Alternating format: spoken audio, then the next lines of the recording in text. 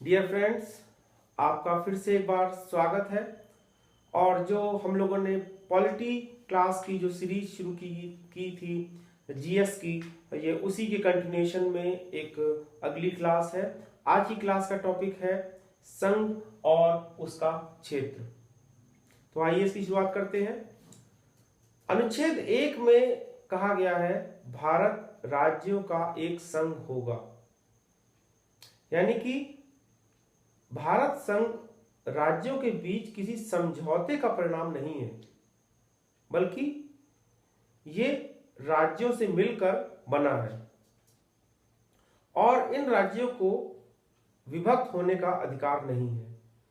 बल्कि राज्यों में जो बंटवारा किया गया है वो केवल प्रशासनिक सुविधा की दृष्टि से किया गया है। अगर हम भारत के संघ में देखें तो 3 तरीके की श्रेणियां हमको मिलती हैं: राज्यों के क्षेत्र, संघ के क्षेत्र और ऐसे क्षेत्र जिन्हें भारत कभी भी अपने में शामिल कर सकता है।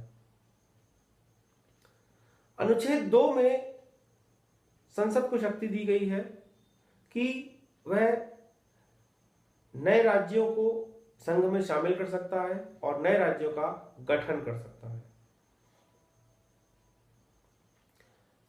संसद को शक्ति दी गई है कि वो नए राज्यों का गठन करे और फिर उसे अपनी मर्जी के अनुसार संघ में शामिल करे। यह अनुच्छेद 2 में कहा गया है।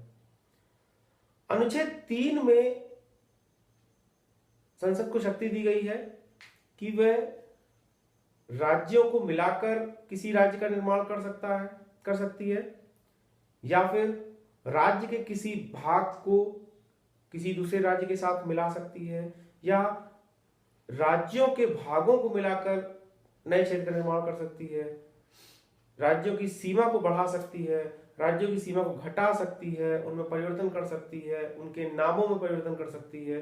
ये सारी शक्तियां संसद को दी गई हैं, लेकिन यह सब करने से पूर्व राष्ट्रपति की मंजूरी लेना अनिवार्य है। राष्ट्रपति इस प्रस्ताव को संबंधित राज्य के विधानमंडल के पास भेजता है और उन्हें अपने तय समय में अपना मत देना होता है, लेकिन इस मत को मानने के लिए राष्ट्रपति जी बाध्य नहीं है। तो इसका मतलब ये हुआ कि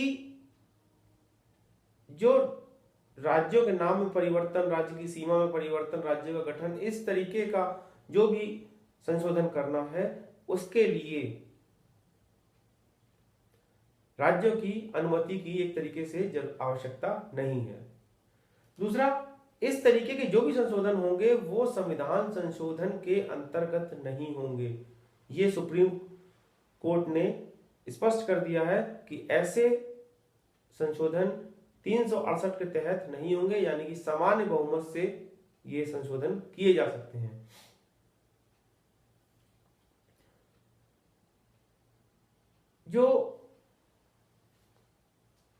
जब देश आजाद हुआ था तो 3 तरीके के राज्य थे। एक तो वो जो अपनी मर्जी से भारत संघ में शामिल हो गए थे, और एक वो जो अपना स्वतंत्र घोषित करना चाहते थे अपने को, और एक वो जो पाकिस्तान के साथ जाना चाहते थे। ये 3 तरीके के राज्य थे। भारत जब आजाद हुआ तो ये तो राज्य वो थे जो भारत में किस तरीके से शामिल होंगे, लेकिन जब भारत आजाद हुआ था तो 2 श्रेणी में हम लोग राज्यों को देख सकते थे। एक वह क्षेत्र, 2 क्षेत्रों को बल्कि कहते हैं, राज्यों को नहीं। एक तो वो क्षेत्र जो ब्रिटिश राज्य के अंतर्गत थे, और एक वो क्षेत्र जो राजाओं के पास थे, यानी कि जिन्हें देशी रियासत कहा जाता था। तो इनका बंटवारा करके भारत के राज्य क्षेत्र में मिलाया गया।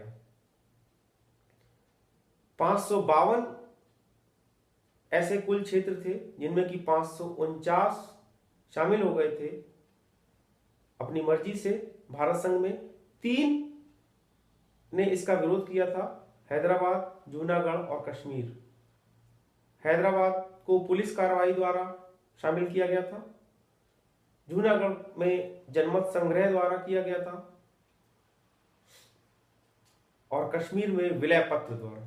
तो इस प्रकार हम देखते हैं कि ये जो संघ और उसका क्षेत्र है वो एक बहुत वृहत क्षेत्र है, यानी कि उसके अंतर्गत आने वाले सभी क्षेत्र, जिसमें राज्य भी होंगे, केंद्र शासित क्षेत्र भी होंगे।